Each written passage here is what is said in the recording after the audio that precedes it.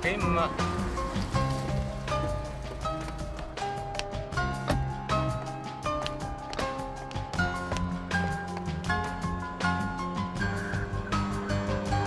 小姐，唔該。點啊？你冇事嘛？冇事啊，阿 Sir 幫我落個後宮啊。你話你已經有搭車，但都撞到女嘅。係，但係我不嬲都唔會揸快車㗎。呢度行出嚟70，我肯定當其時我係冇過70㗎。我離遠見到個女仔準備過馬路，我估計我嘅車嚟到，佢應該過咗個馬路啊。唔知明明已經見到佢過咗隔離線㗎啦，忽然間咧有架車喺隔離線好快咁過咗我頭，跟住撞埋個女仔嗰度啦。我已經第一時間 double brake 㗎啦，咁但係隔離嘅車已經撞到個女仔成個彈起，跟住仲飛落我車頭冚上邊。呢度有冇擺相機影快相啊？咁你睇唔睇到？你話撞到人嗰架車嘅車牌同埋顏色啊？我當時好驚啊！個車又開得太快，我根本睇唔清楚啊！咁當時仲有冇其他嘅車輛或者途人在場睇到事發嘅經過？我唔知啊，不過真係第二架車撞到佢先㗎。車頭咁有明顯被寵物撞擊嘅痕跡，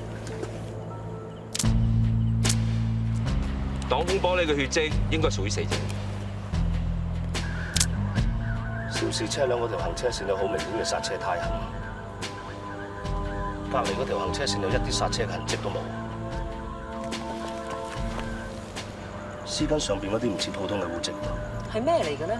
我懷疑係車胎嘅痕跡。如果呢條胎痕唔係 Vivian 架車，咁即係話佢冇講大話，真係有另一架車撞死咗個女仔喎。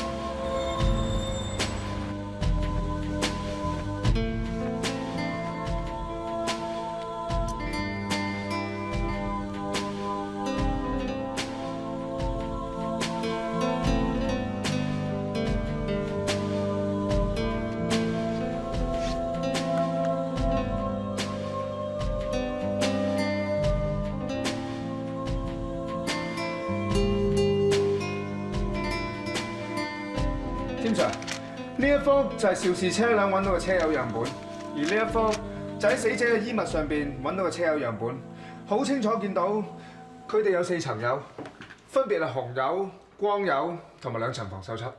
經過 SEM 同埋 FTIR 嘅分析，兩個樣本無論結構、軟硬度同埋化學成分都係完全吻合。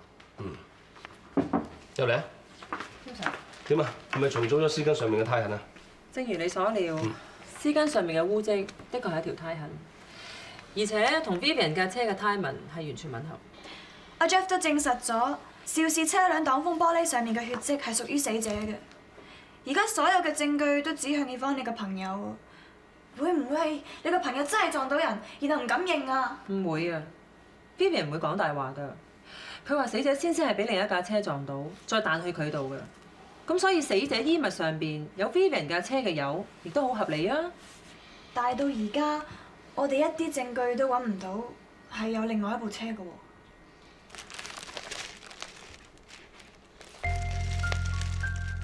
有冇驗過呢啲胎痕係咩物質造成嘅咧？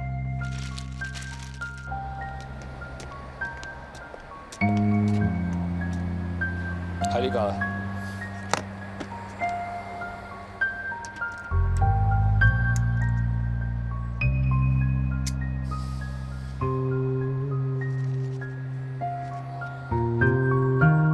死者身上有多處骨折，肋骨同盆骨嘅傷係最致命，而佢背部亦有傷。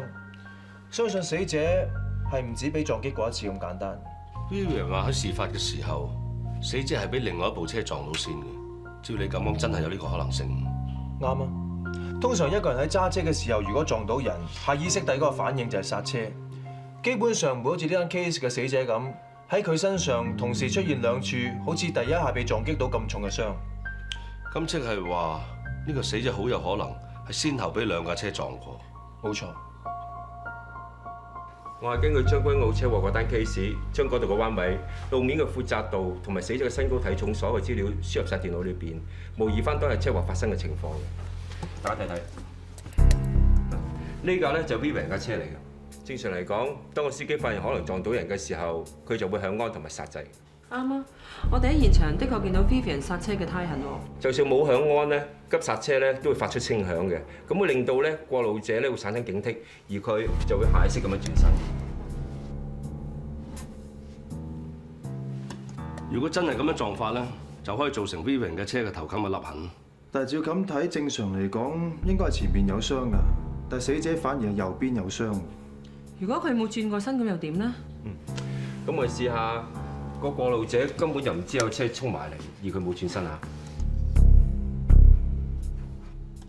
咁都係撞到死者嘅左邊身啫，同死者右邊身嘅傷勢唔吻合㗎。會唔會係根本有另一架車咧？試下如果有另外一架車撞到個死者先，再將個死者拋落去 Vivian 嘅車嗰度，睇下點樣。好。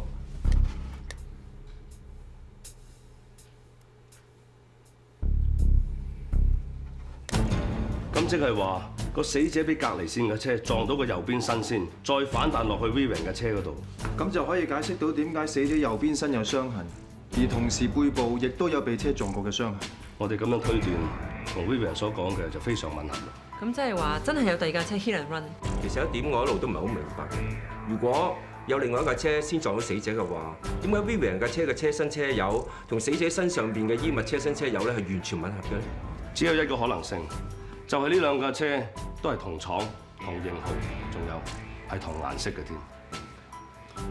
如果事發當日真係有另外一架車嘅，就一定有辦法揾到佢出嚟。兼 Sir， 你講得冇錯啊 ！Vivian 部車嗰4條胎係冇胎蠟㗎。唔該。胎蠟？ Vivian 嗰隻車嘅牌子咧係有佢哋專用嘅胎蠟嘅。咁同呢單 case 有咩關係啊？你唔記得我問過你哋啊？嗰條絲巾上面嘅胎痕係俾啲咩物質造成？胎蠟？冇錯，阿 Man 佢 check 到造成嗰啲胎痕嘅鏡面反光物質，同嗰隻車專用嘅胎蠟成分係完全一樣嘅。仲有呢間車行就要求啲車主每隔半年就要攞架車翻去 check 車嘅。咁檢查完架車之後，仲會幫架車由車身到車胎都打層蠟，先至交翻俾車主。但係阿 Vivian 部車嗰4條胎係完全冇打過蠟嘅痕跡㗎。胎蠟咧就係因為車胎同路面不停咁接觸而磨損。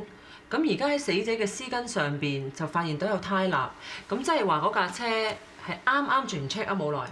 所以只要我哋揾到喺車禍當日下晝5點鐘之前，有邊一部同 Vivian 嗰部車同顏色、同型號，仲要喺維修部揸走嘅，嗰部就可能係撞死人嗰部車。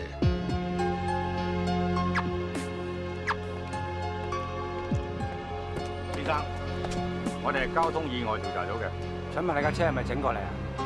我哋懷疑你同一宗嚴重交通意外導致他人死亡案件有關，請你跟我翻去協助調查。